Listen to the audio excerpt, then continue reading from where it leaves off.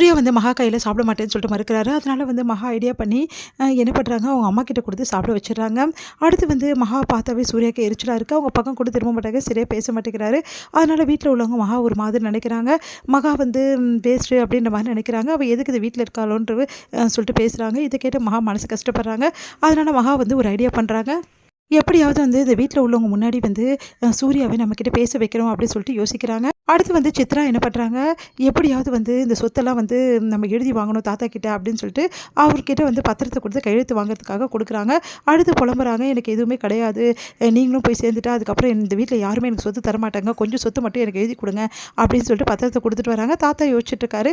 எல்லாரையும் வந்து கூப்பிட்டு வந்து தாத்தா வந்து ஒரு முடிவெடுக்க போகிறேன் அப்படின்னு சொல்கிறாரு. நான் உயில் எழுத போகிறேன்னு சொல்லிட்டு வக்கீலை வர சொல்கிறாரு.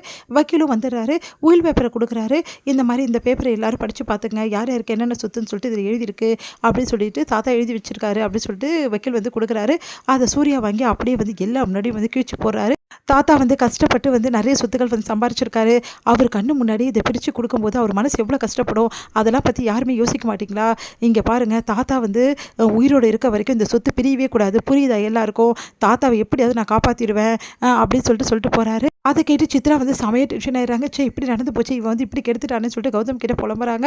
அடுத்து வந்து இங்கே என்ன பண்ணுறாங்க, மகா வந்து எல்லார் முன்னாடியும் வந்து சூர்யா நம்மக்கிட்ட வந்து நல்லா நடந்துக்கணும் அப்படின்னு சொல்லிட்டு யோசிக்கிறாங்க.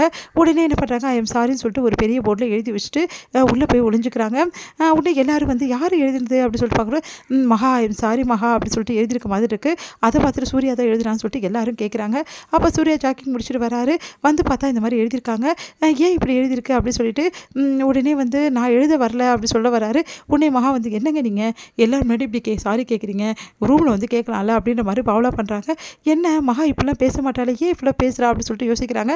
பா, உங்கள் ரொமான்ஸ்லாம் ரூமில் வச்சுக்கோங்கப்பா, இப்படி பண்ணுறீங்களே எல்லாரும் முன்னாடியும் அப்படின்னு சொல்லிட்டு எல்லாரும் வந்து காயத்ரி எல்லாருமே வந்து கலாய்க்கிறாங்க. அடுத்து வந்து மகா கூப்பிட்டு கேட்குறேன், ஏன் இப்படிலாம் பண்ணிகிட்ருக்க அப்படின்னோடனே, இங்கே பாருங்கள், இவ்வளோ நாள் நான் வந்து நீங்கள் விரும்புவீங்க, என்னை ஏற்றுப்பீங்கன்னு நினச்சிட்டு இருந்தேன், நீங்கள் ஏற்றுக்கிற மாதிரி தெரியல. அட்லீஸ்ட் எல்லாரும் முன்னாடியாவது வந்து நான் உங்கள் பொண்டாட்டின்ற அங்கீகாரத்தை நான் எடுத்துக்க போகிறேன். இதுக்கப்புறம் நீங்கள் நேசிக்கலைன்னா இல்லை, நான் உங்களை நேசிக்க போகிறேன், நான் உங்களை விரும்ப போகிறேன். அதுக்கப்புறம் நீங்கள் வேண்டான்னு என்னை சொல்லவே முடியாது. நீங்கள் விரும்பினாலும் உங்களை நான் நேசிச்சிட்டே இருப்பேன், லவ் பண்ணிகிட்டே இருப்பேன். இதுக்கப்புறம் நீங்கள் வந்து என்னை விரும்ப வேணாம், அமைதியாக இருந்தால் போதும் அப்படின்னு சொல்லிட்டு அப்படியே வந்து கன்னத்தில் வந்து அப்படியே கிஸ் பண்ணிட்டு போகிறாங்க.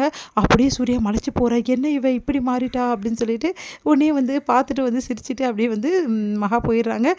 ஐயோ, இப்படி பண்ணுறாளே, ஃபஸ்ட்டாவது மகாவை சமாளிக்கலாம் போட்டிருக்கே, இப்போ என்ன மகா இப்படி மாறி இருக்கா, அதுவும் ரொமான்டிக்காக மாறி இருக்காளே, எப்படி சமாளிக்க போகிறோம் ஒன்றும் புரியலையே, இந்த சேஞ்சஸை மகா கிட்டது நான் எதிர்பார்க்கலே அப்படின்னு சொல்லிட்டு சூர்யா புலம்ப ஆரம்பிக்கிறாரு. விஜயும் வந்து அனாமிகாவும் வந்து ரொம்ப வந்து ரொமான்டிக்காக இருக்கிறத பார்த்துட்டு பிரபா வந்து ரொம்ப மனசு கஷ்டப்படுறாங்க.